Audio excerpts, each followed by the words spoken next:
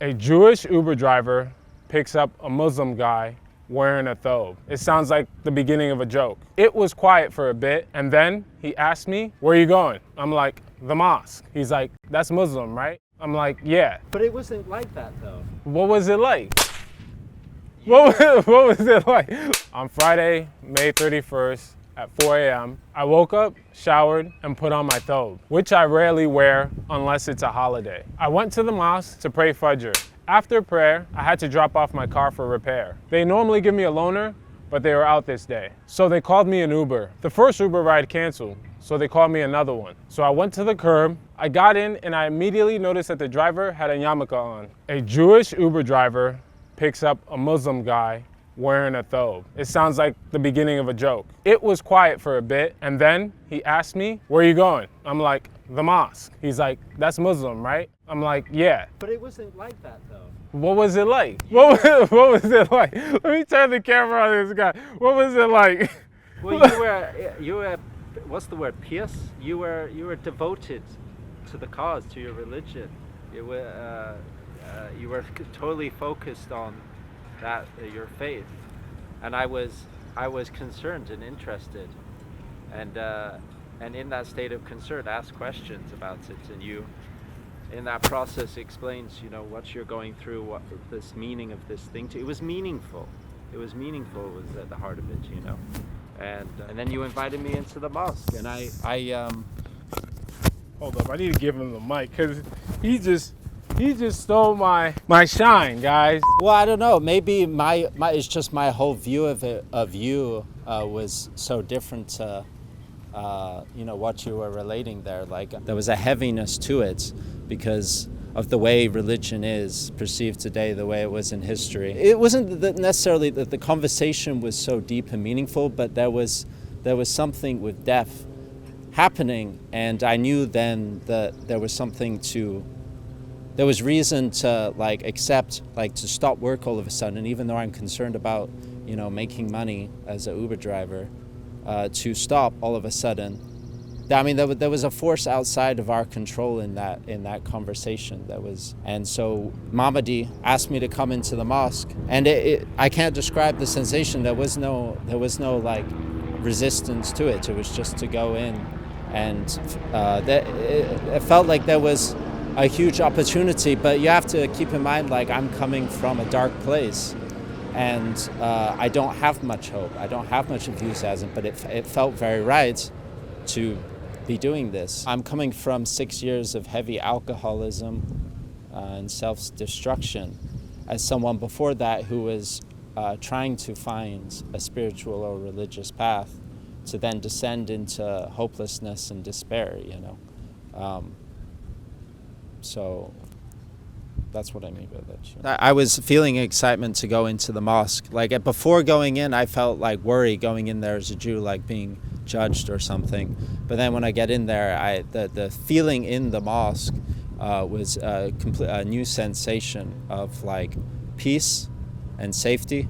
And I felt all of a sudden excited to be myself, being in there, and sat down with the imam, who was kind of like a Jewish rabbi, and he started explaining to me about Islam, and the whole experience was enjoyable. But I'd like to understand Mamadi, how you viewed it, how you viewed that whole thing. I viewed this whole thing. It was interesting. I mean, it was an incredible experience, right? Because it wasn't forced, right? It just was had I been there a minute too early at the car shop, had I left a little bit too late, we wouldn't have linked up. You would, had the first Uber driver pick me up, I wouldn't have met you. I felt like there was some interest in you wanting to come inside. And so I open arms was hey, you can come check it out for yourself, right? Because you had told me your story, and I remember telling you that Islam isn't about judging people. And there was a story about Prophet Muhammad, peace be upon him, where there's a guy named Abdallah, and he was drinking, staggering through the streets, and one of the companions of the Prophet, peace be upon him, said, may God curse him. And Prophet Muhammad, may peace be upon him, said, don't help Satan against your brother. And I told you this story. Like, I was embracing Islam and everything he was explaining to me, but it didn't like demean me as a Jew. It didn't cancel being Jewish or something like that. You know, because I'm born Jewish. I'm genetically Jewish, but you know, I'm struggling a lot, and I felt like there was a lot to learn here. Like I really could sense it, and I felt like, and he was like, all you have to do is to be able to accept these fundamental statements, and then you can learn about, come join us and learn properly about Islam. And I saw nothing wrong with like those sentences. Well, I was so like astonished by how like calm and quiet people were, and you especially. It was like looking at you, noticing you're very like calm and not what was expected. Like I said, I don't credit myself for this happening, right? It was just Allah guiding us through these motions. So after he took the Shahada, he learned how to get wudu, and then I think you did your first prayer after that. Later that day, I had to go to Orange County with my wife, and later that day, you called me and you told me you were in Orange County.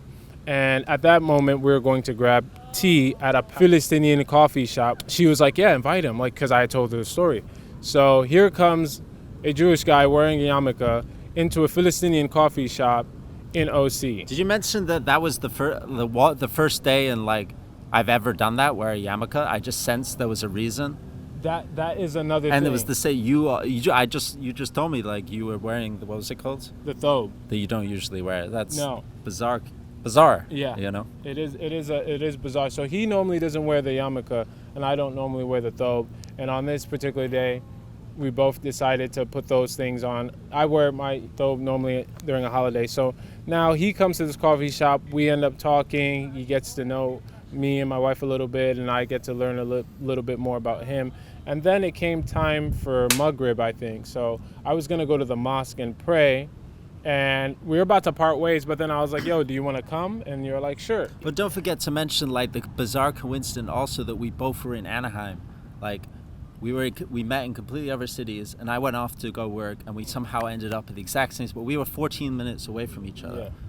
Yeah. You know, 14 minutes from him, and we link up, end up going to the mosque together. We get wudu together, and then we start praying.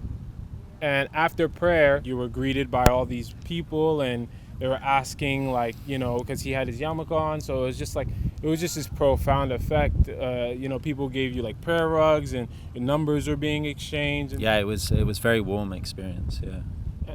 And there was like a dinner that day too, which was like another thing. And so we sat and ate dinner. What would you say the takeaway from this is? Like, I mean, this came with my decision to turn my life over to God. And with that, these sort of miracles of experience can happen. It was kind of confirmation and further gaining trust in this decision I'm making in general, you know, to turn my life over to God. I mean, I think I had wrote like some takeaway earlier, but I don't think it gets better than that. Every day you wake up, you don't know what's going to happen. I try to wake up with just setting my intention. I didn't even want to bring my car to get repaired that day because there was Sheikh Mohammed was in town for only a couple more days. And so I actually just wanted to like learn from him a bit more. But again, like it was my responsibility to get my car fixed. So I was like, you know what, I got to get this done. So I brought my car in, and this happened. And rarely wears his yarmulke. I rarely wear my thobe, the first Uber canceling and all of that stuff. And so my takeaway is don't judge a book by its cover. I call it like a halal version of Pulp Fiction. You know, like halal means like kosher. Pulp Fiction is just like a crazy day. There's a lot of bizarre coincidences. There's just a bunch of bizarre coincidences. Butch runs into Ving Rhames' character, I forgot his name, like, and then he's like, oh my God, he owes him money or something like that. What would you like the title of this video to be? Not that I'm gonna make it that exact title, but like just turning it over. Turning it over.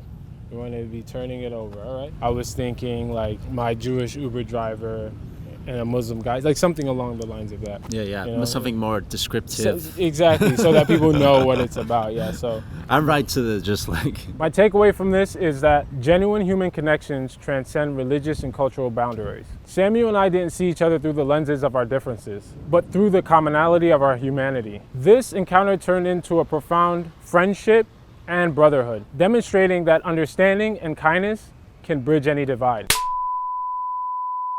Can I get you some water? Yeah, I'm gonna come with you, inshallah. Can I come with you? Is that fine? Yeah, I can. Yeah. I just wanna